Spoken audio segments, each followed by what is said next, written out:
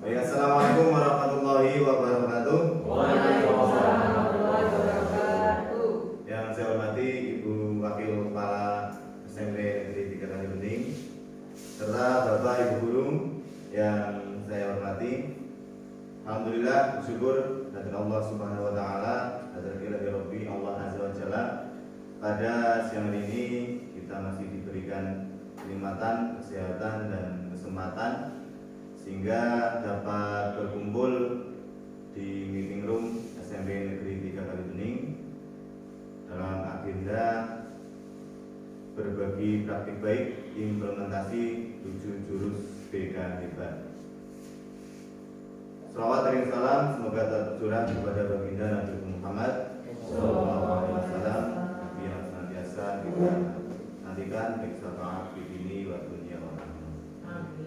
Bapak Ibu yang saya hormati, yang pertama saya mengucapkan terima kasih atas kesediaan waktu Bapak Ibu pada siang hari ini di sela-sela aktivitas kesibukan Bapak Ibu sekalian untuk hadir di ruang ini dalam rangka berbagi praktik baik, karena ini harus saya lakukan berkaitan dengan mungkin Bapak Ibu Gubernur ya dan yang lain di LMS yang harus diisi dan harus tidak bisa di loncat-loncati, harus berurutan.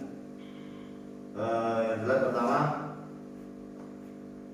saya dan 35 teman guru SBK, SMP, SMA, SMK di Kabupaten Banjarnegara diundang oleh BPGTK. 7 jurus BK ini harapannya kemarin dari BPGTK menyampaikan 7 jurus BK hebat. Berarti kalau bicara dengan jurus berarti seperti pendekar. Ya, pendekar. Harapannya tidak hanya guru BK yang menerapkan, namun guru mapel bisa menerapkan 7 jurus ini kepada murid dalam proses belajar mengajar di kelas maupun di luar kelas. Nah, seperti apa 7 jurus BK hebat? Namun sebelum ke sini, karena ini siang agak ngantuk, tadi sudah makan ayam, agak ngantuk, kita joget-joget sambil nyanyi, ya. Coba berdiri, nanti tepuk-tepuk sambil berdiri. Berdiri Pak. Sudah berdiri, udah berdiri. Pak, udah berdiri? Sudah. Oh, saya belum. Belum.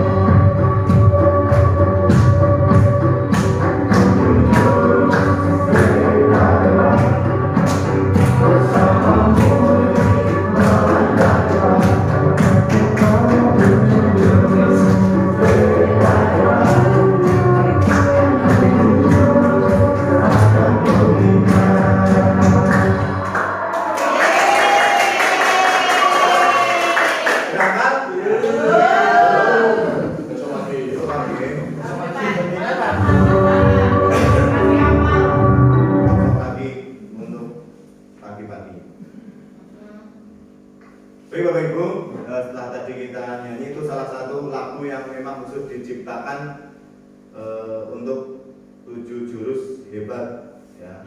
Mungkin karena Pak Menteri menginginkan ada lagu yang di situ ada 7 jurus yang bisa diterapkan kepada murid. Bapak Ibu, 7 jurus BK hebat yang bisa diterapkan oleh Bapak Ibu guru sekalian, ini sudah tidak asing lagi kita dengar dan sudah tidak asing lagi kita praktekkan kadang ya.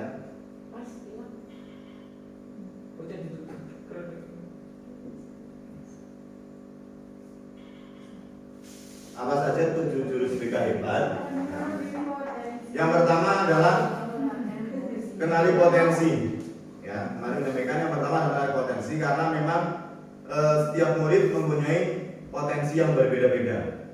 Yang kemarin Bu Nur baru menyampaikan untuk mengenali setiap anak ternyata gaya belajarnya berbeda-beda. Ini juga berhubungan dengan potensi.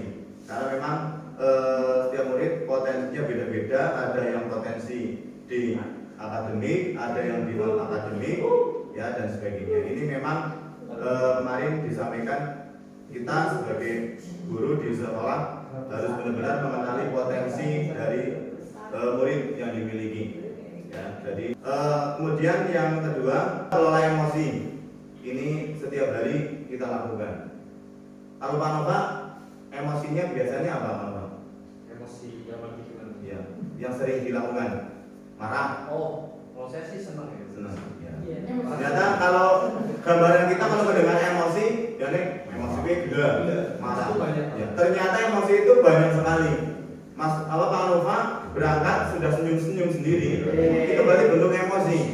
Ya, berarti lagi bahagia, lagi berbangga. Itu dia udah selesai. Jadi tidak melalui emosi itu marah, ya marah-marah itu tidak. Ya, ternyata bahagia, sedih, ya juga bagian emosi meluapkan waktunya dengan nangis gitu kan juga bentuk emosi dan sebagainya. Yang ketiga, tumbuhkan resiliensi. Pernah mendengar resiliensi, Bapak Ibu? Pernah? Baru aja. Resiliensi ini sama dengan daya lenting. Daya lenting. Ya. Resiliensi ini adalah ya. Ini kemarin juga banyak yang baru pada mendengar seperti asing. Nah, disampaikan resiliensi ini adalah seseorang bangkit dari ya kegagalan. Yang penting kan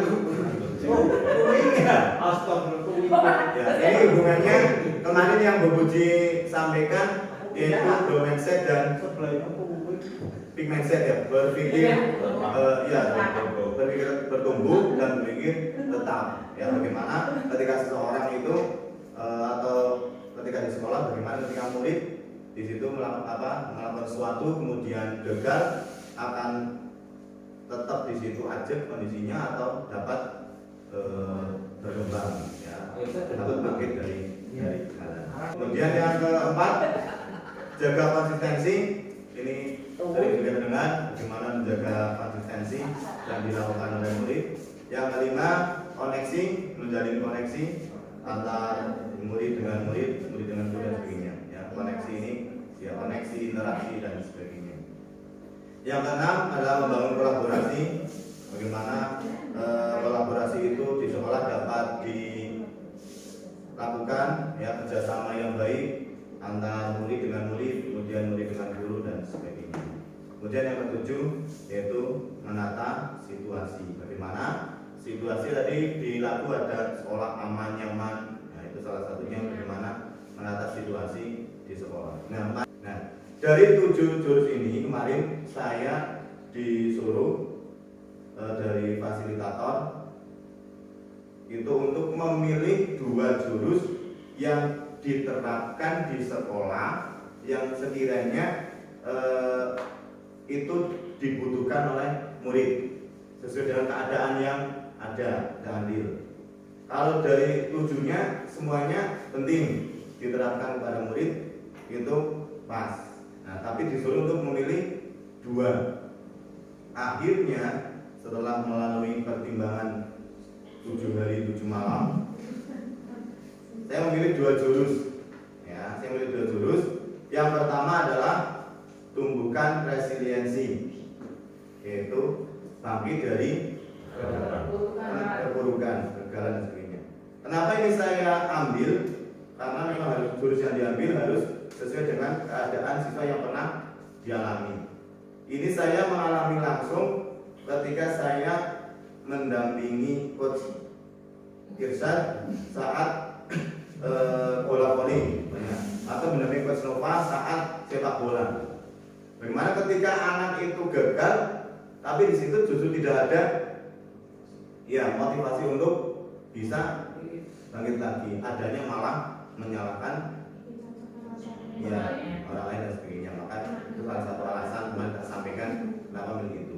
Yang kedua yaitu penari potensi. Kenapa saya pilih ini? Karena ini memang penting.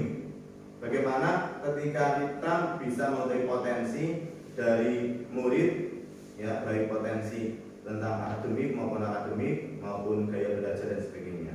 Nah nanti saya akan bagikan link bagaimana Bapak Ibu nanti mencoba untuk mengetahui ya potensi Bapak Ibu.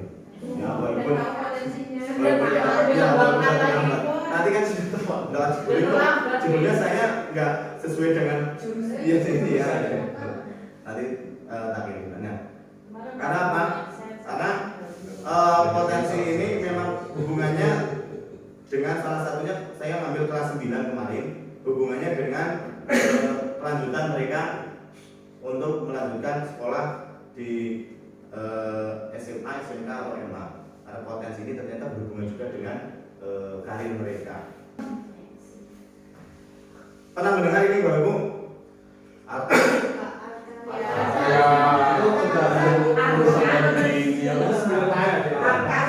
Lulus tahun ini bukan?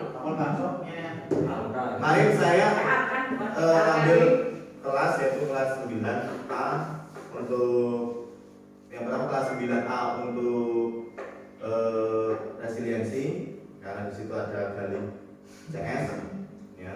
Kemudian di 9B berkaitan dengan jurus yang kedua yaitu potensi. Nah, kemarin disuruh dari BPGTK dan juga dari fasilitator ketika saya di kelas menyampaikan itu harus ada arkanya, harus ini kan arka. Arka. Apa ada? Yang pertama aktivitas. Mungkin ini ketika Bapak Ibu di guru mapel di kelas sudah melakukan ada aktivitas di situ. Bagaimana ketika guru di situ kadang ada yang melakukan dengan game, ada dengan permainan atau dengan main kucing menggunakan apa bola bumi dan sebagainya. Itu ada aktivitas ya baik itu individu kelompok yang sesuai dengan materi yang diberikan. Kalau kucing kemarin yang bumi besar itu kan sesuai dengan materi yang diberikan. Ada aktivitas itu, anak maunya di situ diberikan aktivitas. Setelah memberikan aktivitas, melakukan refleksi terhadap apa yang mereka lakukan. Ini kan sama dengan yang Bapak Ibu juga lakukan sebelum mapel di kelas. Merefleksikan. Bisa tiap kelompok atau anak bisa menyampaikan refleksinya. Kemudian konseptualisasi ya, jadi guru juga menyampaikan berkaitan dengan materi itu. Kalau saya kemarin berkaitan dengan jurus yang saya sampaikan, konsepnya seperti apa dan sebagainya. Baru yang paling utama adalah aplikasinya. Aplikasinya harapannya itu tidak hanya aplikasi di dalam sekolah, tapi juga dalam kehidupan sehari-hari. Mungkin ini juga berhubungan dengan pembelajaran mendalam. Yang kemarin juga ketika ditanya tentang mendalam juga masih banyak yang pada bingung. Ya. Mungkin salah satu sampaikan sama dengan mendalam dengan ini ketika ada aplikasinya.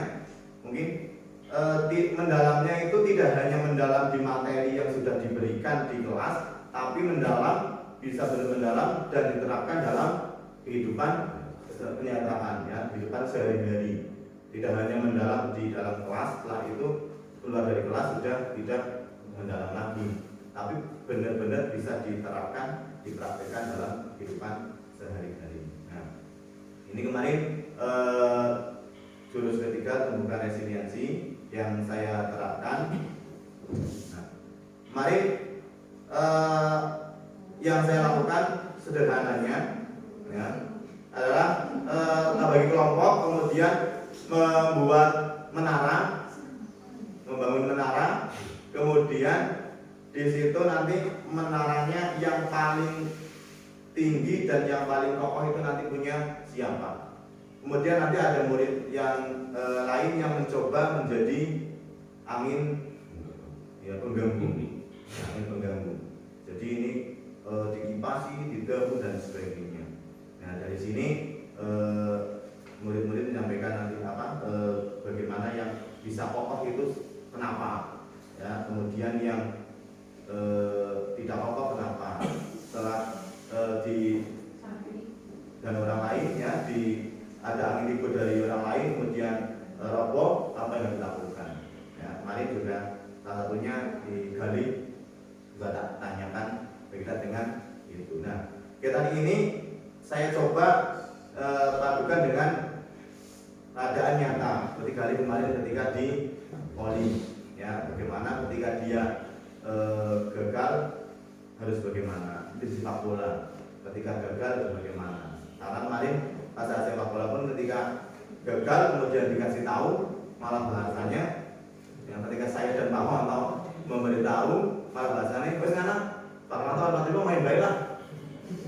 Jadi tidak ada benar-benar apa ya berpikir yang ya berkembang bagaimana dia dapat bangkit dari kegagalan itu harus bagaimana. Nah melalui kemarin bermain sederhana dan sebagainya saya mencoba untuk mengkombinasikan dari permainan-permainan sederhana itu dengan kehidupan nyata yang mereka lakukan kegiatan-kegiatan yang berada di sekolah.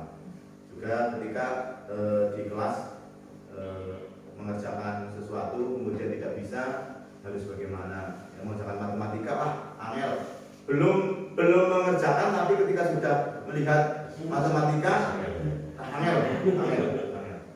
Bu Erinda baru datang itu mulai angel sih angel.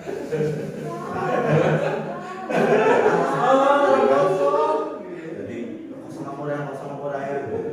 Jadi bagaimana pola pikir berkembang itu juga dibutuhkan untuk mencoba sedikit-sedikit menghilangkan pola berpikir tetap yang kemarin yang Bu Puji sampaikan. Ternyata ini juga banyak sekali manfaatnya ketika anak memang bisa melakukan. Ini untuk yang resiliensi. Mungkin Bapak Ibu juga pernah mengalami ketika di kelas ataupun di luar kelas kalau Pak itu banyak sekali ucapan Melayu mengenai tahu dan sebagainya.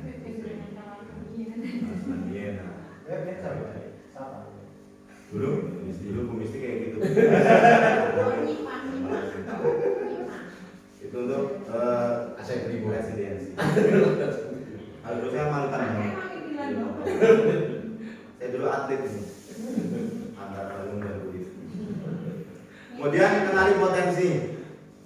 Dari potensi ini kemarin saya kelas 9, sebenarnya kelas 7 bisa kelas 7 lebih nanti kalau memang benar-benar bagaimana dia gaya belajar kemudian memilih untuk ekstra dan sebagainya. Kalau kelas 9 kemarin saya lebih bagusnya juga berkaitan dengan potensi mereka, kemudian karir mereka, ya, dan sebagainya, berkaitan dengan potensi yang mereka miliki. Ya. Kemarin saya memadukan karena memang sekarang serba harus dengan digital, ya. Bapak Ibu, saya akan kirimkan nanti dikerjakan ya. Ya, dikerjakan. Enggak soal matematika enggak? Ini dulu.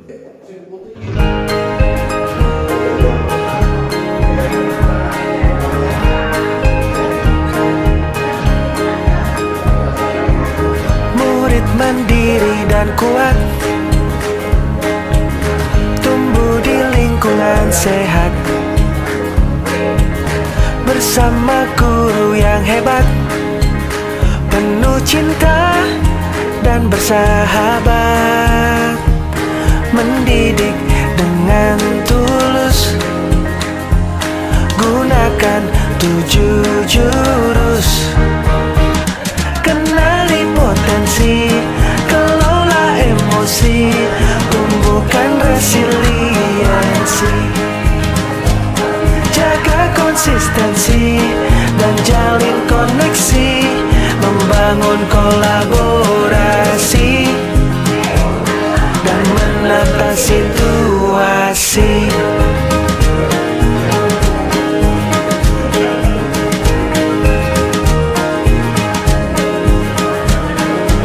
Sekolah aman dan nyaman, dan juga menggembirakan, tempat bertumbuh harapan. Bersama ayo kita wujudkan, mendidik dengan tulus, gunakan 7 jurus. Kenali potensi, kelola emosi, tumbuhkan resiliensi, jaga konsistensi dan jalin koneksi, membangun kolaborasi, dan menata situasi. 7 jurus PK hebat, bersama murid melangkah tepat.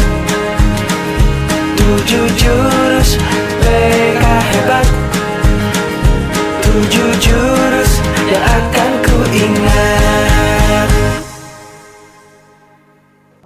Mandirian nih. Nunggu. Back dulu Pak Rin.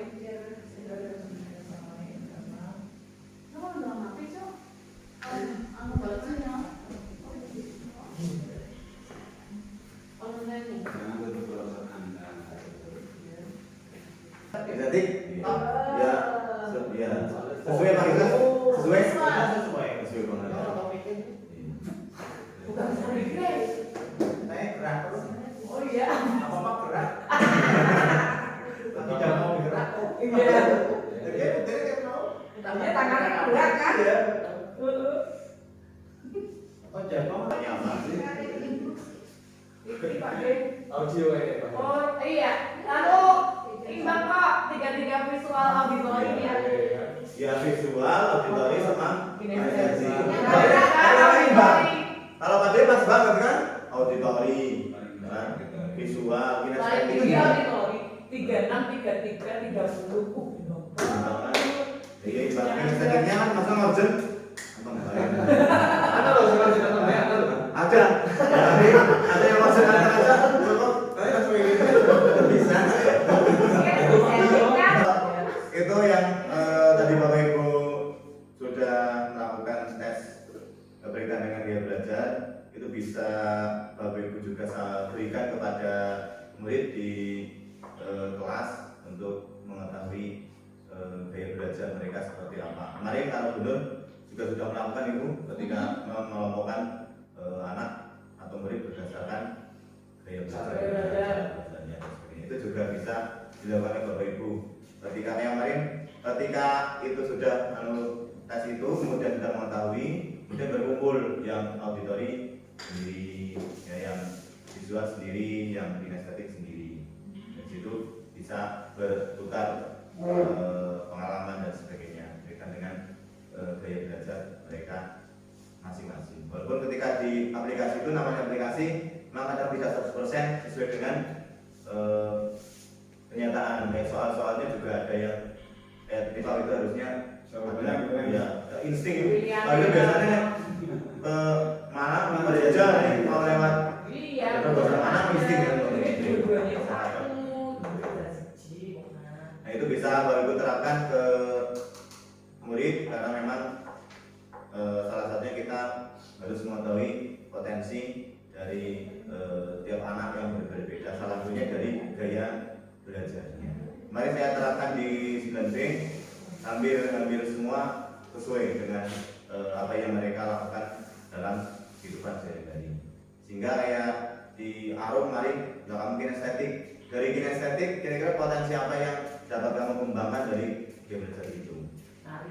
Ya, ternyata yang dia lakukan adalah dari kinestetik itu dia tari, dia bakat di tari.